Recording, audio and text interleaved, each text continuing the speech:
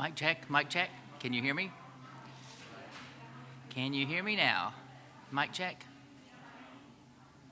Mic check, can you hear me? Nope, nothing? We're good? He can't. Channel 7's not getting me.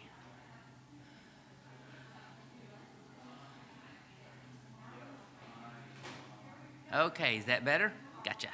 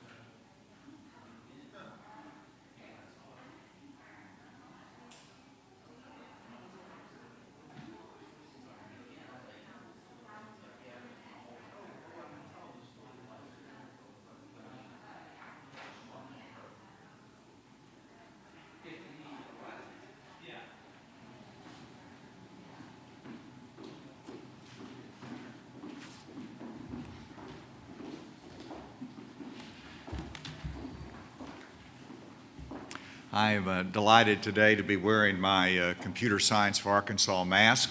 That is fitting for this particular occasion.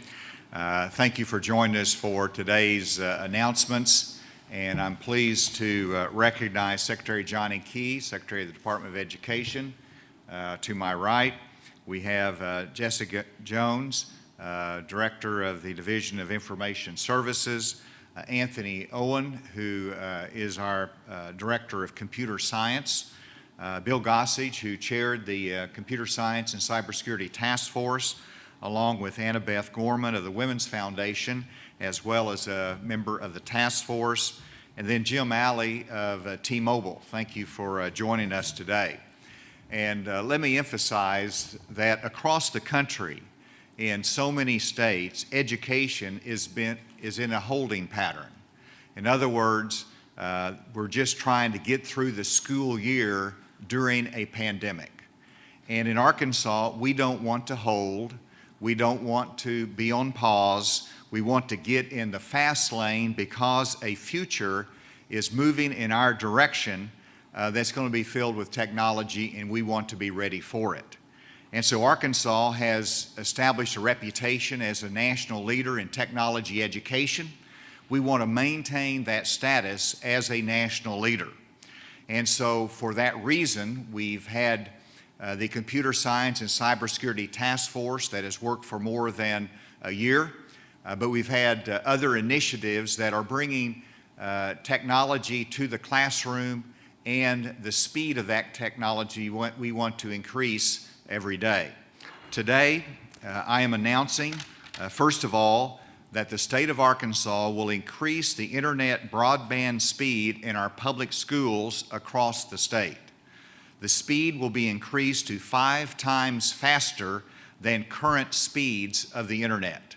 It will go from 200 kilobits per second to at least 1 megabits per second. This dramatic increase in speed is in order to utilize a network that will better serve our students and our educators. This upgrade will be completed by July 1 of 2021, which is the next school year, and it will allow students and educators to execute a media-rich curriculum that enhances online testing, digital content, and remote instruction as needed. What are the costs of this? We're currently paying $13.6 million per year for the state of Arkansas to sustain this high-level broadband network in every school in Arkansas. That cost will increase to $13.8 million per year. It is a good investment for giving our students and educators the tools that they need for online education, digital content, and all the other resources that they need through technology. We'll be one of the first states to meet the new standard that has been referenced by some of the national groups that follow this, and we're excited about this announcement. The second announcement that I want to make, it's referenced on the graph, is from T-Mobile. And T-Mobile, as a part of Project 10 Million, will be delivering approximately 18,000 mobile connect devices to Arkansas schools and students. This will be free for the first 5 years with 100 gigabits of data per year for eligible households. This brings our total hotspots to over 38,000 devices, 20,000 of those from our CARES Act funding, and we're grateful for T-Mobile for an additional 18,000 that will be added and distributed, and our goal is by the end of October, the 1st of November, to have these new hotspots, these new Connect devices available to households in much needed areas of our state. And so thank you, T-Mobile, for that contribution to our initiative. And then the third announcement that relates to technology and education is that we're continuing the emphasis on getting high-speed broadband permanently to the rural areas of our state. We're moving aggressively in that direction, and this week our Arkansas Rural Connect grants have been awarded to 8 additional communities with a total amount of exceeding $7.5 million. These will go this week, these grants, to the city of Poen, St. Francis County, Conway County, the city of Plumerville, the city of Oil Trough, Mountain View, the city of Duval's Bluff, and Des Arc. We have Judge Porch here, who has helped supervise this with the Department of Commerce, and because of our efforts and combined with the legislature, we have distributed over $50 million in grants thus far for high-speed broadband in our rural areas, with an additional $46 million in the pipeline, which will be announcements that will be coming in the coming days and weeks. And so ultimately, we'll be distributing $119 million in grants to providers and to communities to accelerate high-speed broadband in the rural areas of Arkansas. And then I want to spend some time on the fourth announcement today, and that is, after almost a year of work, the Computer Science and Cybersecurity Task Force has presented to me a report, and I wanted to thank all of the members of the task force for their hard work, their excellent work, their expertise over a long period of time. The task force had 35 members from industry, education, many other fields. This was led by Bill Gossage, the chair of the task force, and as I mentioned, Annabeth Gorman was a member of it. Both of them are here today representing the task force. And I want to turn the microphone over to Bill Gossage for the presentation of the report and comments.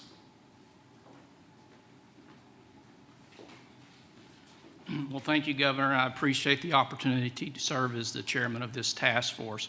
As the governor said, we did have 35 individuals who were part of this, both public and private individuals. They were from education, business, and industry, and philanthropic organizations, and it started out in person, but as we all know, it made it a little bit more challenging as we went virtual. So I just want to thank that task force. I want to thank Anthony Owens and his team for all the work that they did. I also want to thank Josh McGee and Sarah McKenzie from the Office of Education Policy for help draft and finally write the report that we're going to give to the governor momentarily. So again, thanks to everyone. I want to introduce Annabeth Gorman now for a few words from the Women's Foundation.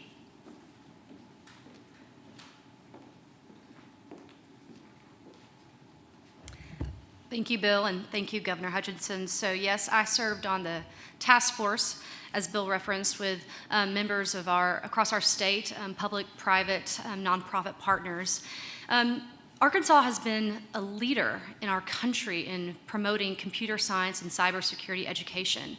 We want to see Arkansas lead the country and bring more industry to our state, and that starts with our students here. I want to acknowledge, too, though, that Arkansas is a leader in acknowledging where we have still work to do, and that is in the area of diversity, equity, and inclusion. And it was important to this committee that we work intentionally to make sure that there was language in this report that demonstrated to the state where we had the opportunity to work harder. So I'm really proud to be a part of this work. I'm proud of this committee. I'm proud of our administration, and I'm proud of the state for leading additionally in this country when it comes to making sure that underrepresented communities have opportunities. And if Arkansas is going to be competitive in the national and global economy, we have work to do, and we're going to do it. So thank you very much. And let's you come up here.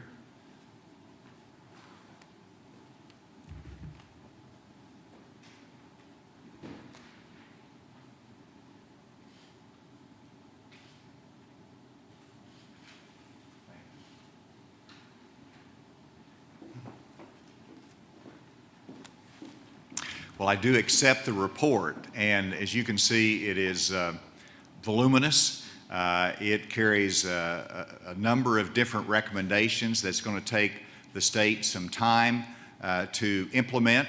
It's not going to happen overnight. Some of the objectives are very specific.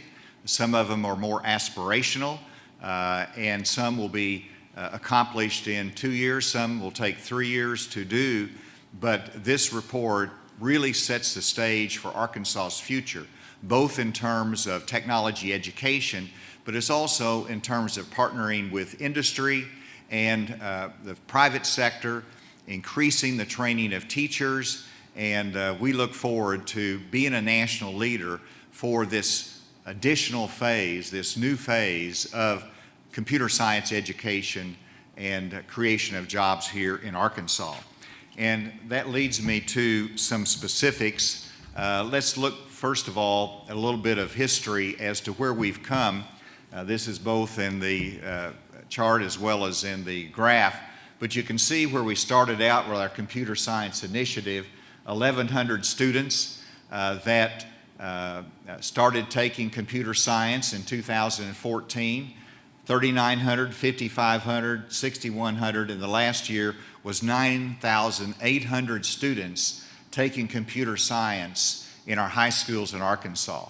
This is a reflection of success of our investment thus far. Now the question is, in a COVID year, what's going to be the results for the 2020-21 school year? We will wait and see.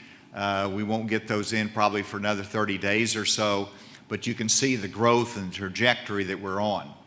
And then, if you go to the next one, I wanted to look at the certifications. This is a critical part, and this is the increase in teachers that are teaching computer science in Arkansas. Again, going back to when we started this, we had 6 teachers that were fully certified. And then we've increased that gradually. In the blue are those that are fully certified, taking the praxis exam. We have 274 fully certified teachers in Arkansas, combined with 213 that have their approval codes that they can teach it, and then 5 are technical permits that are industry that gets a waiver that they can come in and teach the courses as well.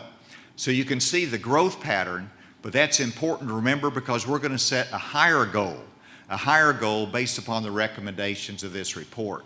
And then you're going to look at the next graph, which is our degree programs in higher education. Now, while you saw the dramatic increase in high school students taking computer science, we haven't seen the same level of growth in our higher education. And this is one of the items and recommendations discussed by the report. And you can see 2014, 15, and 16 sort of flat in the number of students, and we started seeing the student enrollment grow in our higher education, but it's again not growing at the same level that we see in high school. Part of that is natural. Some of the students might go out of state for their higher education. Some of them are just taking it because they want to see what it's like and they don't follow through the degree, and that's fine. But we want to enhance the computer science degree programs in higher education.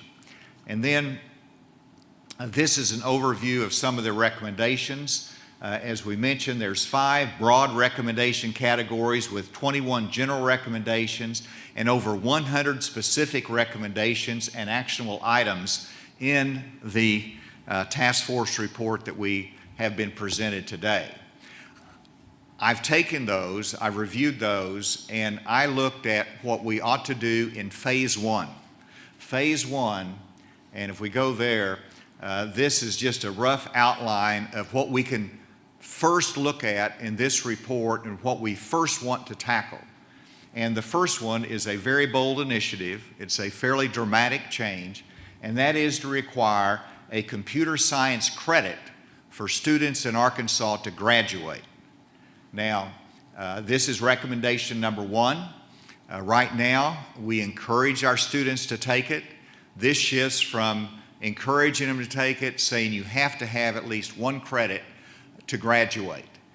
To do that, that's going to go to the second priority, which is to require every public high school in Arkansas to have a computer science teacher, endorsed or certified, because we're seeing an inequity.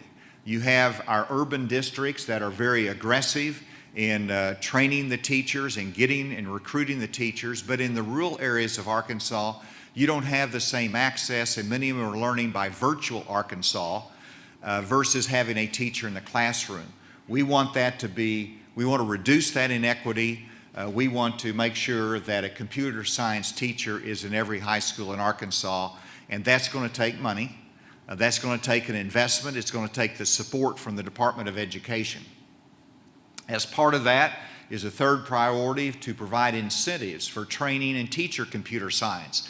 To get a teacher in every area of the state, we've got to incentivize them to get their certification so they can teach that.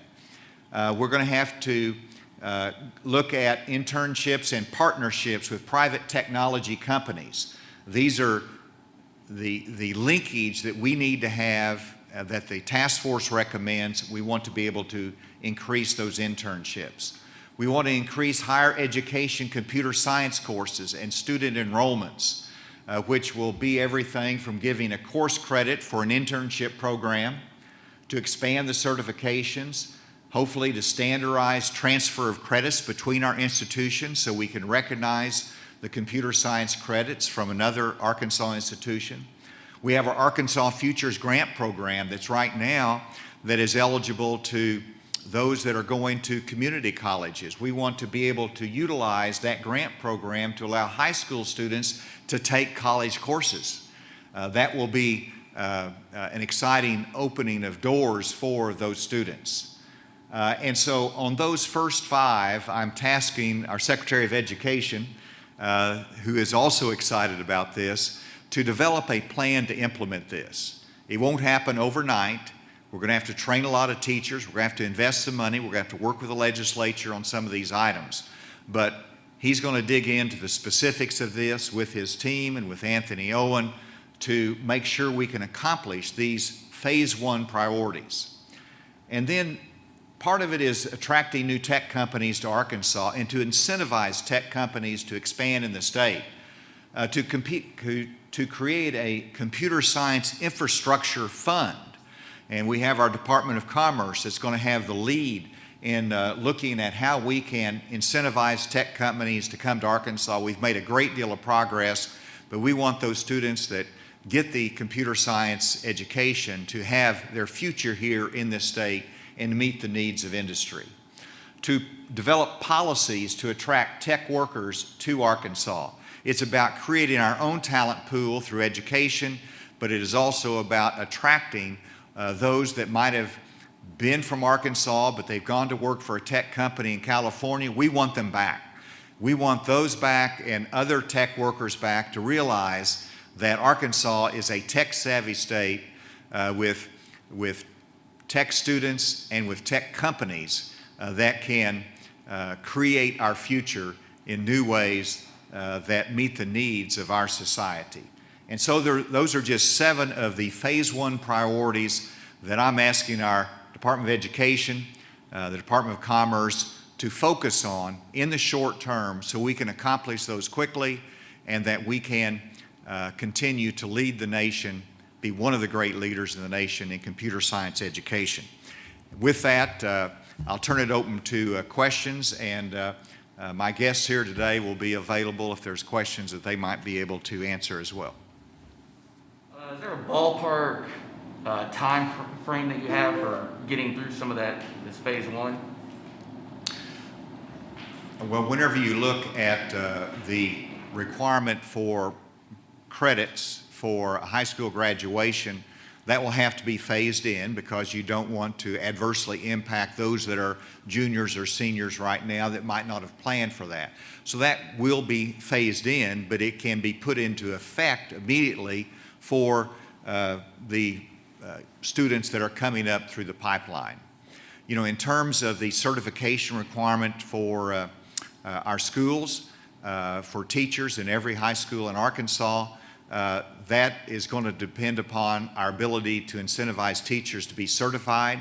I think that will be phased in as well. I want that to be done as quickly as possible, and that's going to take some investment and a specific plan for that. And I guess how diverse currently is the computer science courses across the state? I mean, we talking just like kind of 101 stuff across the state for the most part, or are we seeing like an expansion of that really into the weeds of computer science, you know, the coding, robotics, stuff like that?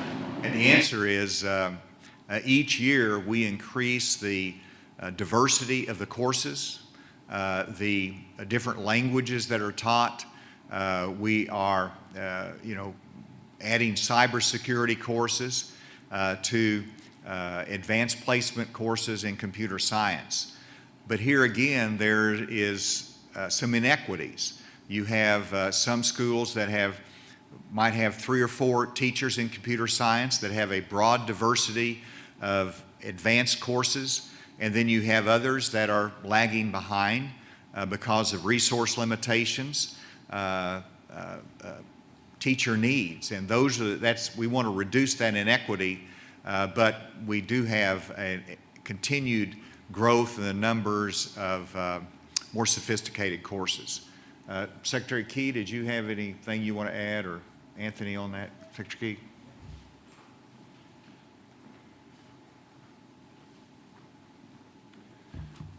So, at the outset, our goal was to add the higher levels of courses, including, and now a number of schools offer AP Computer Science. So you see the level from more of an intro basic course all the way to AP Computer Science. Also, the partnership between career and technical education now, where we looked for opportunities for robotics, and where coursework is also intermeshed with hands-on activities. So there is a much wider availability now of the types of courses that it's not all just programming, but it's also important to know that the work of Anthony and his team, they've also created all the way down to kindergarten the concepts of computer programming. So it's not something that we wait until they're in middle school or high school. We're introducing concepts at the earliest ages. A little bit more about your recommendation in the report to attract tech workers back. You have a couple of bullet points under that in your slide. Expand support of the Arkansas Center for Data Sciences and a database of tech workers with blockchain technology. Well, in terms of the Center for Data Sciences, they have been very instrumental in training and partnering with industry, and so they're a critical link. We just came back from Newport, where they have their tech center there that's supported by the Center for Data Sciences, and that's an example of where we are improving the partnership with industry as well as increasing our training opportunities through a specific tech center. In addition, in terms of attracting the talent here, I have some specific announcements. They're not ready to make today, but plans to be able to do that and give more tools for industry in attracting that talent there. In terms of, and that's in terms of the database, we have to be able to show industry our capacity in certifications of tech talent, so that whenever we're attracting an industry here, they can look at a database and they can say, you've got X number of certified technicians, or those that have computer science degrees or electrical engineering degrees that they will need. And so it's about being able to demonstrate our inventory of talent in this state. So that's one of the things that we're speaking of. I guess too, in terms of internet, just kind of clarify here, what is that the average was with 200 kilobytes per second, and we're trying to get to 1 megabyte per second for schools? That will be the increase. Right now we're at 200. We want to be able to go 5 times that fast. And is that sort of the average across the state, or? Jessica Jones is here. Do you want to be able to address that?